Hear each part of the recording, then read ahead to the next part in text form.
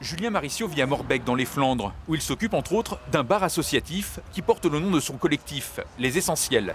Et c'est aussi parce qu'il parle au nom de ce collectif qu'il ne souhaite pas montrer son visage pendant notre interview. Vous savez, je suis un petit entrepreneur, voilà, un mec qui n'a même pas fait d'études, qui s'est hissé tout seul à l'échelle de la société où je me situe aujourd'hui, qui galère comme tout le monde. Vous voyez, cette année, je pars pas en vacances parce que j'en ai pas les moyens.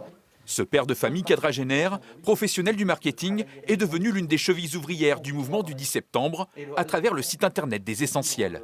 Alors nous, ce qu'on souhaite aujourd'hui, c'est un confinement de la machine économique. C'est retirer une partie de son salaire ou de ses économies, essayer de placer ça dans des placements sûrs comme l'or ou ce genre de choses, hein, pour ceux qui ont la chance d'avoir des assurances vie ou des placements qu'ils souhaitent rediriger. Nous, on est de ceux qui revendiquent que les partis politiques et leurs représentants ne sont que des marionnettes et que c'est au-dessus que ça se décide.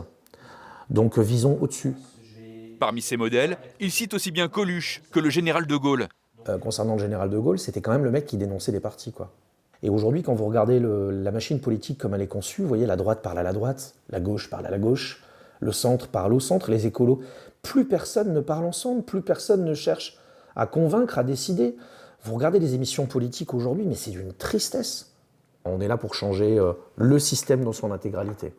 Ce n'est pas des élections et des changements de poste qui vont changer quoi que ce soit, puisque ça fait 45 ans que ça a lieu, et où il ne se passe jamais rien. Est-ce que vous-même, vous étiez impliqué dans le mouvement des Gilets jaunes ? Alors du tout, moi je l'ai suivi parce que j'ai trouvé magnifique le départ en fait. Ces gens sont arrivés pour un combat personnel et une fois réunis sur des ronds-points à discuter, à échanger ensemble, le combat de la voisine est devenu le leur en fait.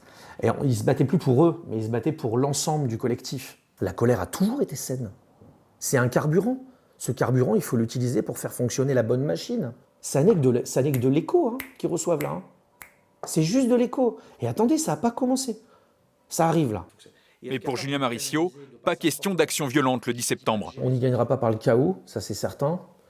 Que même si vous entendez aujourd'hui des gens prétendre que voilà, il faut une révolution, il faut une guerre civile, ces gens-là ne savent pas ce que c'est qu'une guerre civile.